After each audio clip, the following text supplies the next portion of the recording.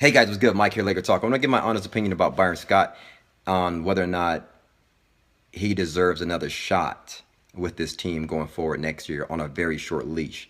Now, it's all predicated on whether or not Byron Scott screws it up.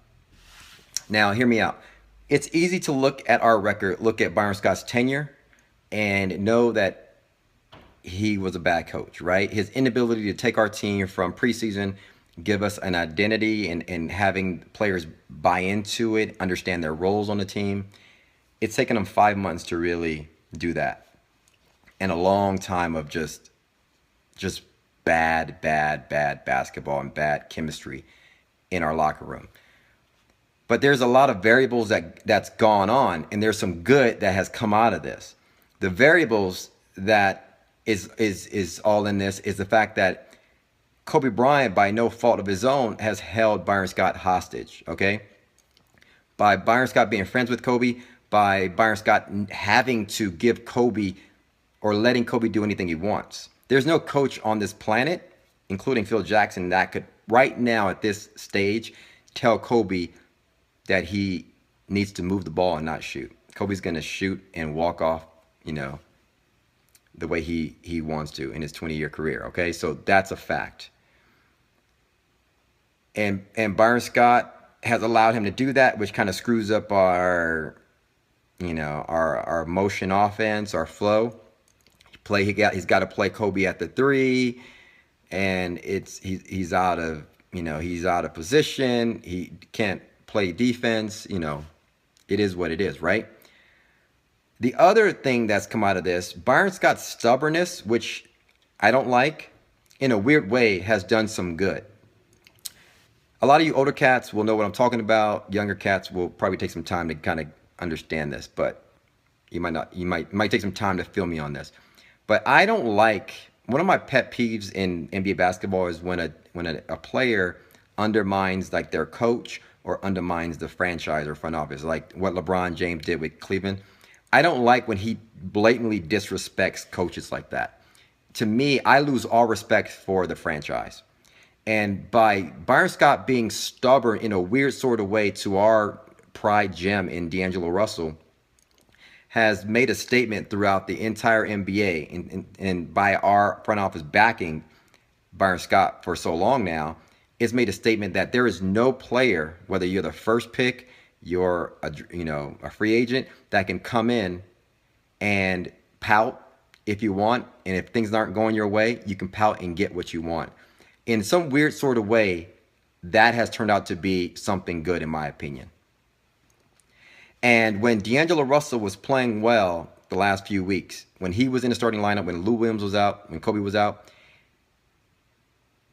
the team was starting to gel. And Byron Scott, in a weird sort of way, that discipline has gained some respect, meaning D'Angelo Russell knew even when he's playing well, he couldn't just tell Byron Scott off, or he couldn't pout at the coach. He still had to respect our coach, whether or not it's Byron. It's the principle that I'm talking about. And that right there has done some good. Now, when I say Byron Scott better not screw this up, is I don't understand why he prefers to play Lou Williams right now over our, Clarkson or D'Angelo Russell or whatnot.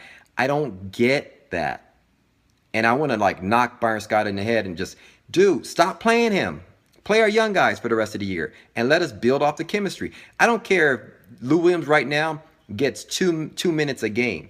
He should be traded, and I believe Mitch Kupchak is smart enough to know the disruption that Lou Williams is to our development of our young guys, that I believe he will get traded. He has good value. He's a good offensive player. He has a good contract for any team. I believe he will get traded in the offseason because Mitch Kupchak is a very, very smart guy. As much as we complain about our front office, Mitch Kupchak is smarter than all of us, and he knows. And I think he's watching. He knows this. I believe he will get traded in the offseason. But having said that, with Kobe Bryant gone, Lou Williams gone, what we built the last few weeks with everyone gelling, I mean, the chemistry was so strong that even Swaggy P was getting his NBA skills back, right? He's a very good NBA offensive player when he, at times, and he was starting to gel. Bass was starting to, become a star. Marcelo was turning into a baby Steve Nash and getting everybody involved. I love that flow where D'Angelo starting at point, Clarkson, we bring Marcelo off the bench to give one of those guys rest. D'Angelo moves to the 2, and Marcelo just spots it, finds him, spots up for a 3-pointer, and gets Bass involved, gets Larry Nance Jr. involved, gets Julius Randle involved, and that whole team gel with this new motion offense and stuff like that. On top of that, if we were able to continue that build and build off of that, or continue that, the gel like that, Byron Scott deserves to continue on, build on that through the preseason of next year, and continue it on a very, very short leash. Very, very short leash. Meaning if he screws up, Mitch just pull the leash, cut the cord, fire him, and bring in someone else.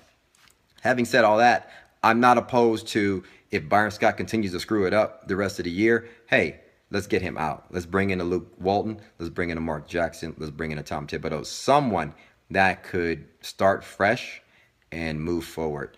But it's all up to Byron Scott whether he wants to screw it up or not. I don't know if he has some personal vendetta with D'Angelo Russell. People joked around like he must have slept with his wife or something. I don't know. I'm just being honest. And if Byron Scott doesn't screw it up and things don't go as well and young guys aren't developing, I'm all for getting him out of there. That's my talk, or that's my thoughts on Byron Scott. Hit me up in the comments below. Let me know your thoughts. Thanks for commenting, liking, and subscribing. And then hit me up on Twitter at Mike Sports We'll talk soon, guys. Peace.